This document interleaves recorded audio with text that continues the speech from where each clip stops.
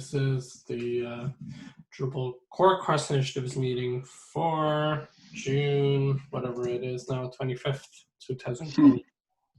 We're going to look at Olivero's plan. Yep. Okay.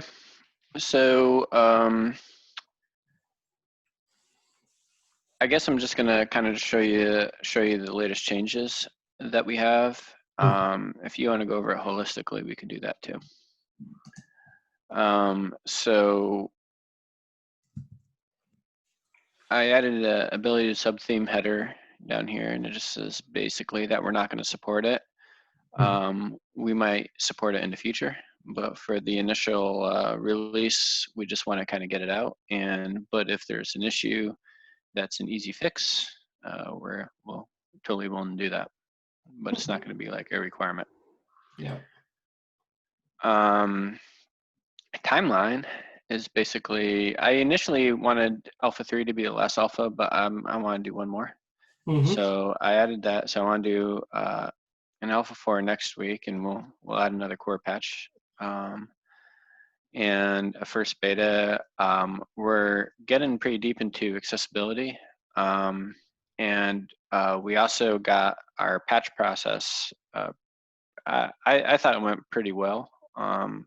Matthew Tifton and Putra worked on that. And so we're going to just continue to iterate on that. We already have some people looking at the patch. Theodore Bitti, I don't even know how to pronounce the last name, Nod. Yeah. He and I are talking in a couple hours, talking about just like some of the go over the JavaScript. So I'm excited about that.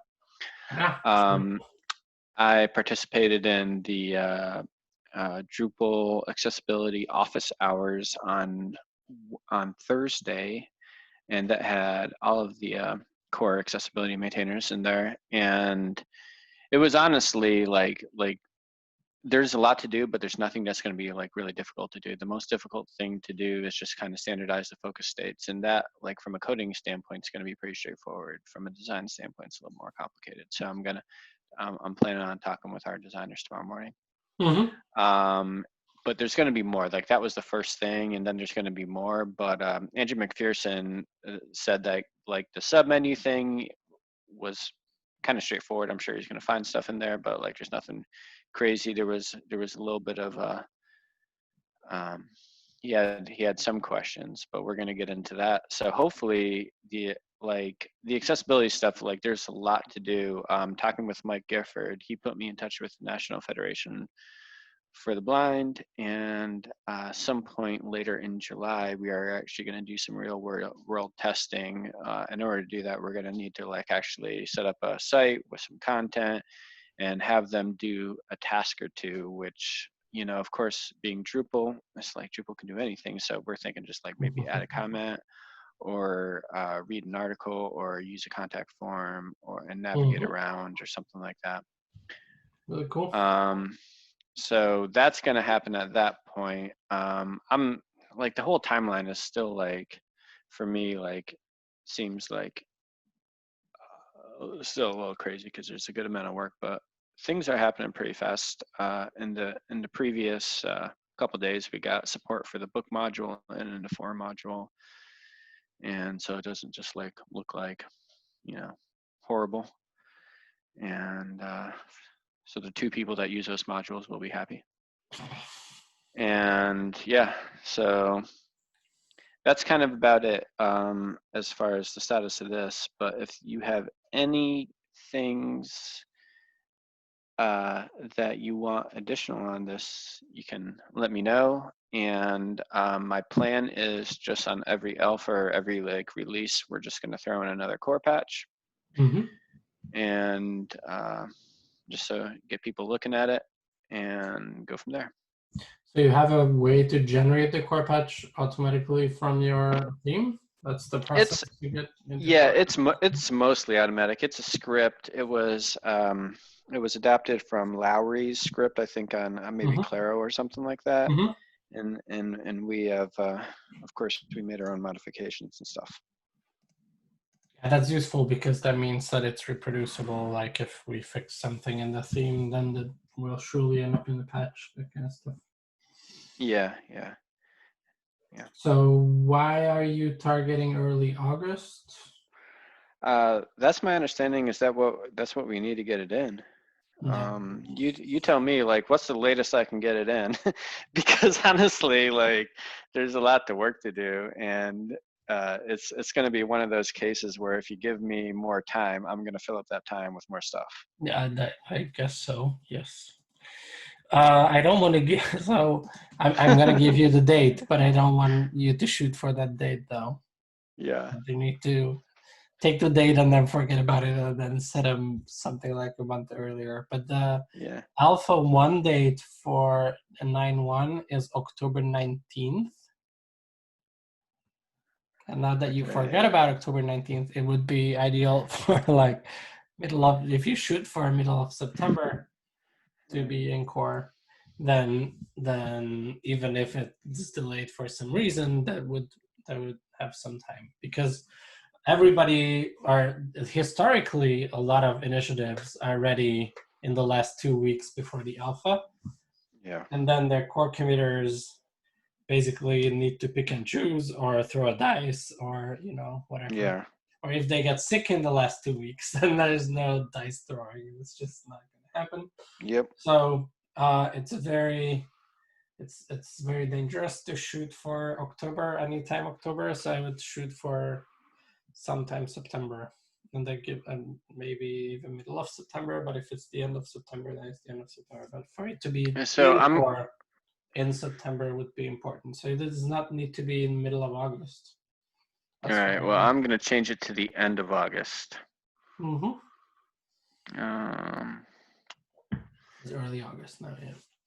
So you don't. So you definitely have more time than what you thought you have.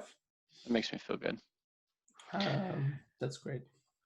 The theme, like in general, is looking good. Like I've seen it in the wild. Like there's a couple of people using it in the wild, and we're using it like on an internal Lullabot website, and it's kind of cool because we're finding like I'm literally like finding stuff, Yeah. and we got like a lot of cool features in there. Like one of the things that like I'm especially proud of, because I think Core should have done this a long time ago, is like the grid view, like grid and views is now responsive. Mm-hmm. And like, we got like proper spacing in the layout builder, so we got support for all that type of stuff, and it's all good stuff. So that makes me feel good. I think the biggest challenges at this point are not so much features or not so much backwards compatibility, because everything supports IE11.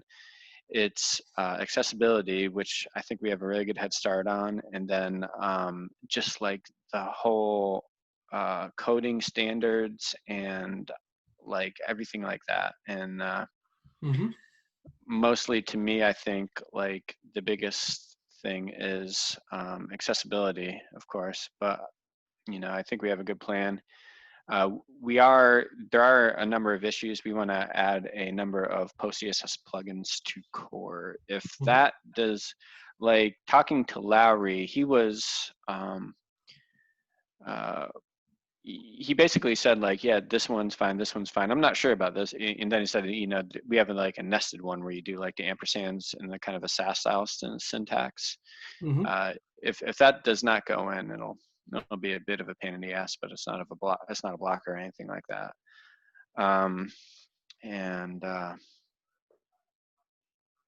So that's just what's in front of us. But I think like we're finding bugs, we're getting stuff up pretty good, and I'm feeling good about it, and it looks good. Like if you were to go to it, it's looking pretty feature complete. So I think we would need to start to get in your dependencies, because then they need to land, and then we need to roll through those issues first, and then we can look at the patch for the theme. So I think right now, like the dependencies are just like we're adding them into our theme patch, our main patch, just as part of it, But obviously that can change. So yeah, well, you have your own issues for them though listed in your summary. So that's what I meant, is that getting through them on Okay. those issues in your summary would be best, because then they are not, otherwise they are argued within your main theme issue, and that's could be a huge mess. Some Yep. people start arguing about some of those dependencies in the main patch. That's a problem. Mm-hmm. So I will try to encourage the core committers to start looking at those dependencies while you are figuring out the accessibility parts. Yeah, and I was going to like send out some social media posts for just like general people to say I like this idea or I don't like this idea or something like that, and just to get feedback. Hopefully they'll like the ideas. Yeah. Yep. All right. Anything else that you think should discuss around this? No, that's really about it. And just like let me know if you need any more changes to this, to the text of this, or if you have additional questions or anything. I think it looks fine for what I expected. I think once we start to get release managers look at it, they usually ask for like 3 more things that I don't know which of those are. I probably know them, but it's not in my muscle memory to know them. So they will let us know. These were the ones that I thought were important, like is your theme internal or do you support extension? Do you want to get in stable or beta? And what time is your shooting for that? Those are the 3 main things basically. And your dependencies is the 4th. So those are the 4 main things that I think the people will definitely look at, and you have those now. So Cool. Okay. that's good to me.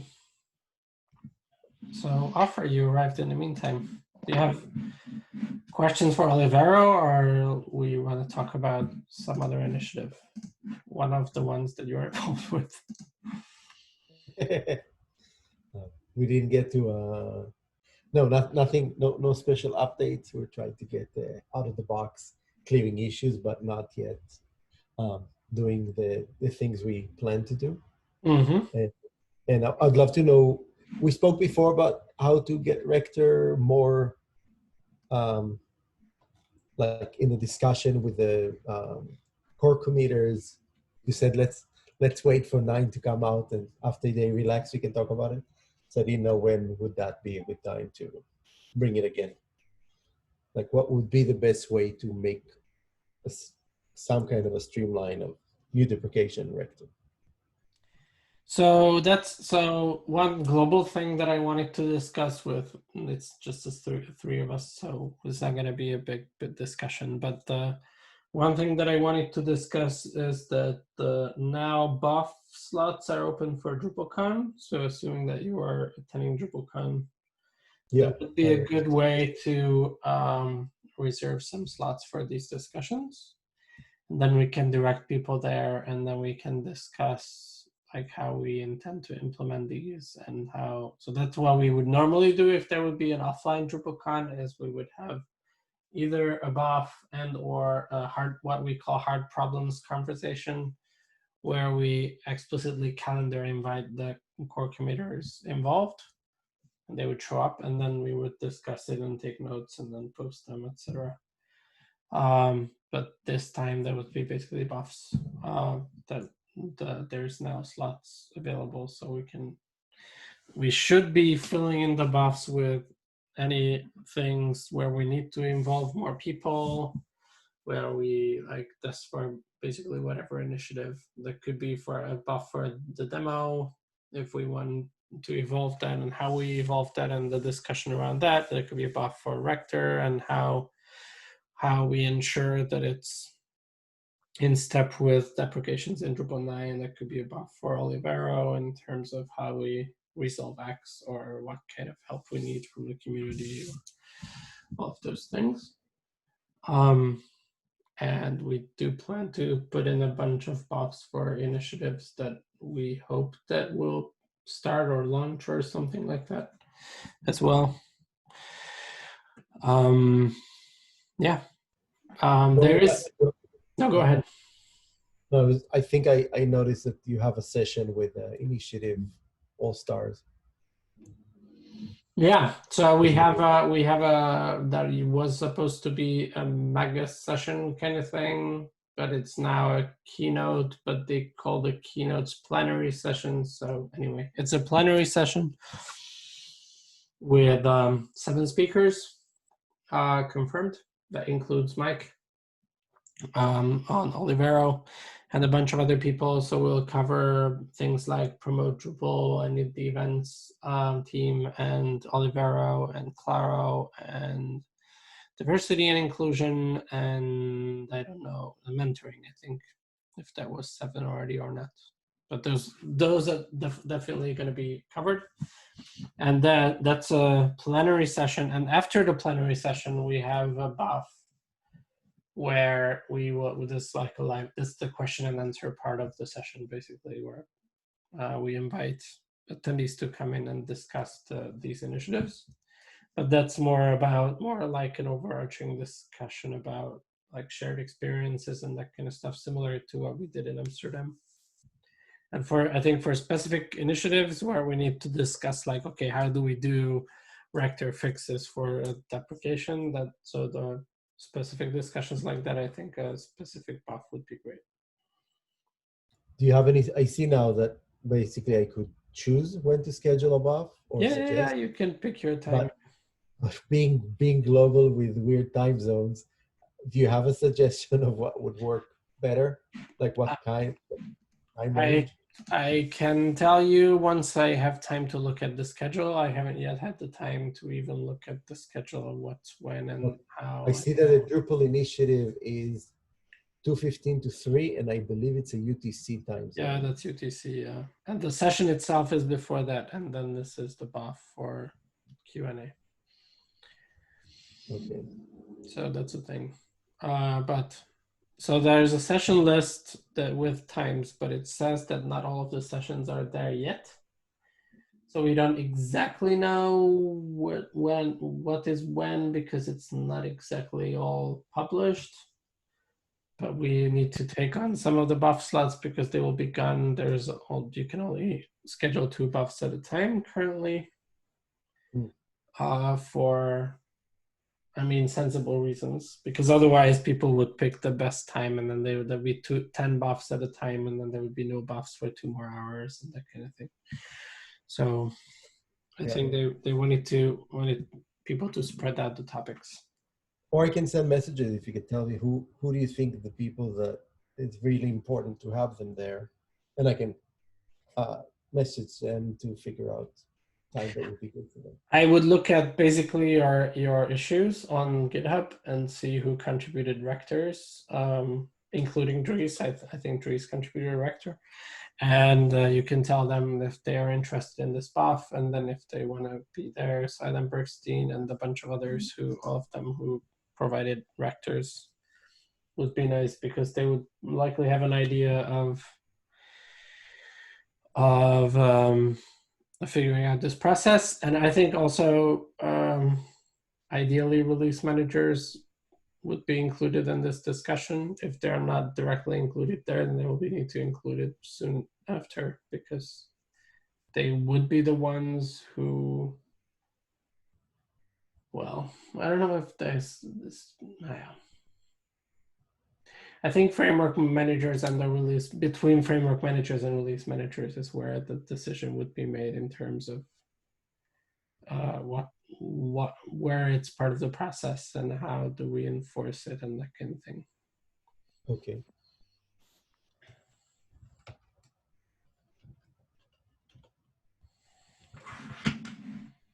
But I think you can already reach out to all the people who contributed rectors, and that's going to be a sizable team of people who know how this goes, and they may have ideas on how this can be better in 9, other than make it a policy and period. That's the easiest. Writing it down is the fewest words, yes. Indeed. Taking off. Thanks everybody, or thanks Gabor, and nice to hear your voice, Offer. Yeah, thank you. Bye. Thank you very much. Talk soon, Gabor. Yeah. Thank you. Bye-bye. Bye-bye.